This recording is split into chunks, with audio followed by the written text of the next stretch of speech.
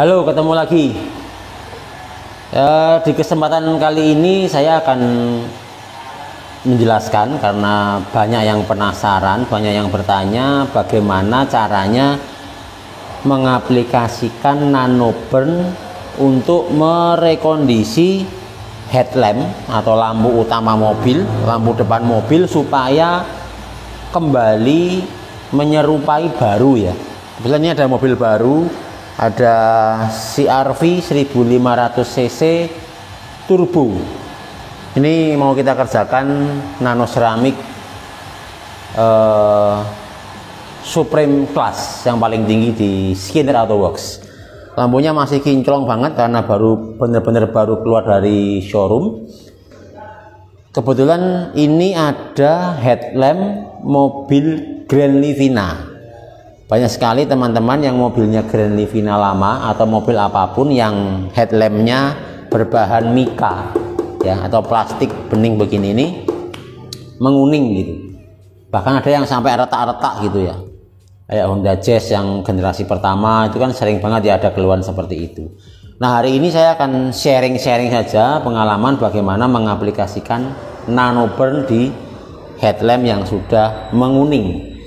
Saya ditemani Mas Dayat yang akan mengaplikasikan. Di sini sudah disiapkan ini cawan ya, cawan untuk menuangkan cairan nanoburn. Nanti cairannya akan dituang ke sini, kemudian ini akan dipanaskan sehingga uapnya itu akan keluar di sini. Nah, embun atau uap nanoburn ini, nano ceramic ini akan diratakan ke permukaan headlamp ini. Kemudian ada beberapa alat yang harus disiapkan. Tentunya sebelum ditembakkan nanoburn di sini kita harus mentreatment dulu supaya hasilnya itu bagus. Mas Dayat, silakan kalau mau dituang dulu sambil dipanasi dulu ya. Kan butuh waktu beberapa saat ya. Jadi headlamp ini sebaiknya sebelum ditembakkan nanoburn itu sudah dibersihkan semua bagian-bagian lekuk-lekuannya, kemudian sela-selanya ini sudah didetailing dulu dengan baik supaya nanti kalau bagian mikanya ini sudah ditembak nanoburn itu kan butuh waktu pengeringan ya, curing time ya, itu udah nggak dipegang-pegang lagi. Jadi supaya mengeras sempurna, hasilnya tidak ada bekas pegangan tangan gitu. Karena kalau belum mengeras kita pegang ya sama aja, nanti jadinya ada jejak-jejak tangan waktu kita kerja. Nah, logika yang perlu kita sampaikan bahwa sebenarnya headlamp ini dari pabrik itu sudah dilapisi film ya. Jadi mika ini mika yang high quality gitu. Kemudian mika ini dilapisi semacam protection berupa film, atau mungkin itu bisa juga menjadi bagian dari mika itu sendiri. Nah, yang menguning itu sebenarnya ada dua ya, selain lapisan luarnya bisa jadi juga lapisan dalamnya. Nah, kalau lapisan dalamnya ini memang tidak bisa kita hindari ya kalau sudah menguning, biasanya karena terlalu panas lampu yang dipakai, wattnya terlalu besar. Tetapi yang sering kalah duluan itu adalah filmnya atau lapisan luarnya mika ini, sehingga perlu kita hilangkan sekalian ya. Jadi di amplas, dikasih treatment, digosok itu tentunya dengan kertas amplas yang proper ya, yang baik. Biasanya kita pakai merek 3M. 3M ini juga harus yang asli gitu, dan grade-nya yang paling pas itu kita pakai grade 2000 ya.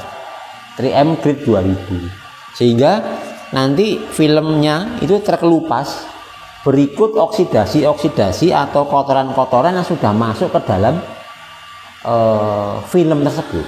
Nah, hasilnya akan seperti ini. Nah, kalau sudah kekumpul semua, ada amplas. Tentunya kalau mainan amplas pasti nanti kita dibantu dengan air ya supaya gampang. Kita akan mulai dulu langkah pertamanya. Oke, setelah semuanya lengkap, ini permukaan mika headlamp yang menguning tadi, kita lakukan pertama-tama kita basahi. Kita akan melakukan wet sanding, tentunya dengan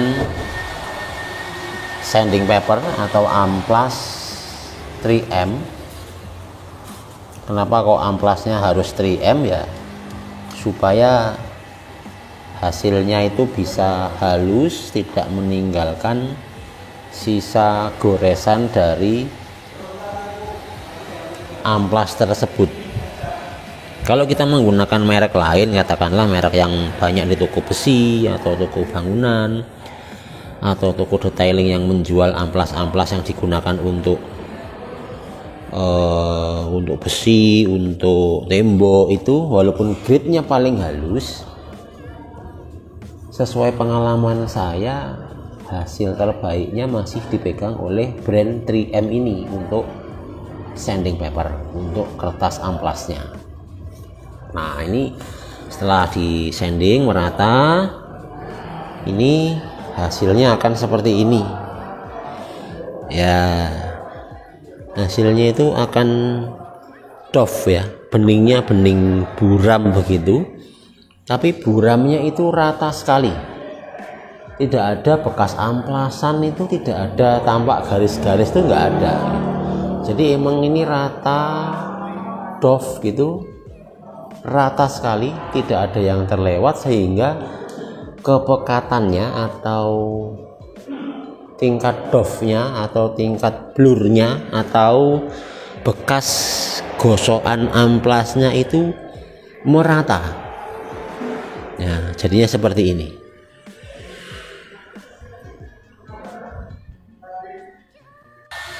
Nah, tadi kondisinya itu sudah di wet sanding dengan amplas, sudah dipraktekkan juga sama Mas Dayat.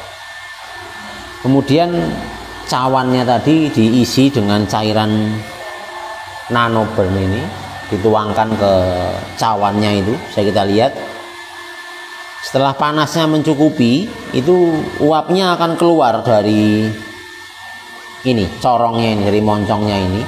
Nah, uap nano ini yang kita ratakan di permukaan headlamp, sehingga partikel nano ini akan mengisi bekas gosokan amplasnya tadi, sekaligus dengan suhu yang tepat ini dia bisa bonding ya, bisa bonding dengan mikanya ini ya, sehingga hasilnya bisa jernih. Tentunya tingkat kejernihan yang dihasilkan dari proses ini juga tergantung dari kondisi awal headlamp ini. Misalnya ya, kondisi headlampnya itu sudah terlalu parah, kemudian sudah banyak sekali retak-retak begitu, dan sangat kuning, buram, bahkan sampai warnanya putih, kadang-kadang juga ada yang mau direstorasi gitu. Itu kita sangat pesimis jika disuruh menghasilkan restorasi headlamp yang prima kembali. Makanya segera saja, misalnya sudah mulai menguning, kita restorasi saja supaya hasilnya bisa kembali mendekati baru. Nah, ini sisi sebelah kiri ini ya, bisa dilihat pergerakan mika yang tadinya buram dengan bekas amplas, sekarang perlahan-lahan diratakan dengan uap nano. Nah, menjadi bening.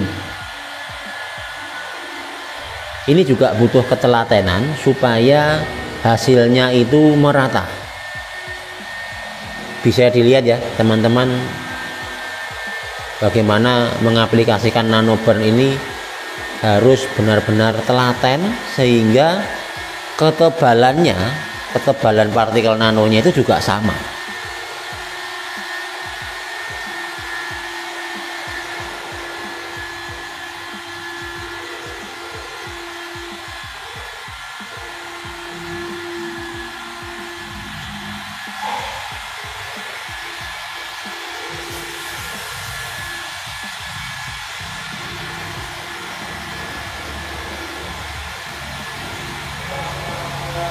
sambil disisir ulang bagian mana yang belum terkena, harus jeli. Mungkin Mas Dayat bisa ambil posisi agak berdiri sedikit, karena bagian yang melengkung ke atas seperti bagian di sini ini nggak kelihatan mata ya. Ya, itu harus sambil berdiri sehingga arah mata kita ini kira-kira 45 sampai 30 derajat kemiringannya terhadap bidang yang mau kita ratakan oleh atau dengan nanoburn ini.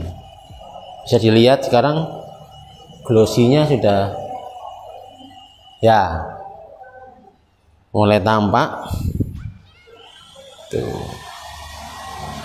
Sambil diulang lagi.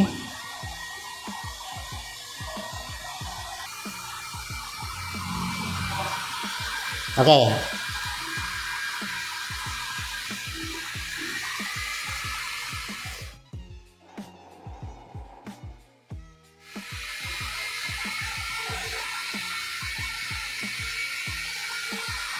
Bisa dibandingkan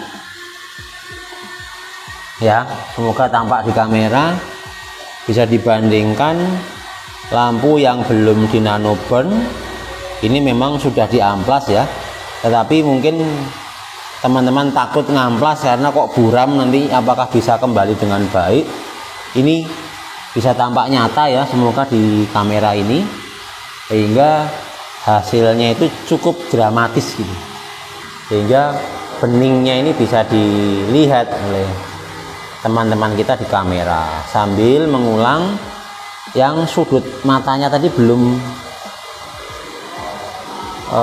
tampak ya, karena posisinya memang ini kan lengkung, jadi harus disisir ulang mana yang kira-kira masih agak ngabut, masih agak buram. Nah itu kalau dilihat sambil miring-miring gitu untuk mendapatkan cahaya supaya bisa mengontrol bagian-bagian yang harus ditambah lagi nanoburn-nya.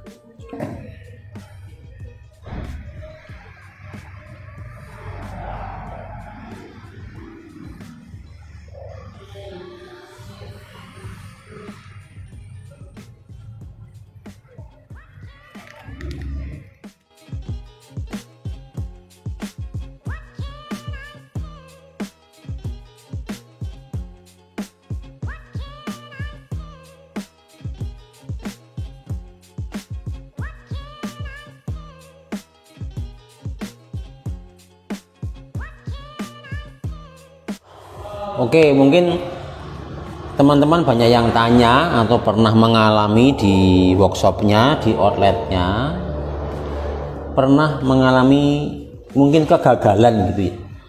Ada yang bilang kalau di nanoburn itu karena terlalu panas saat prosesnya, mikanya itu bisa bergelombang-gelombang gitu.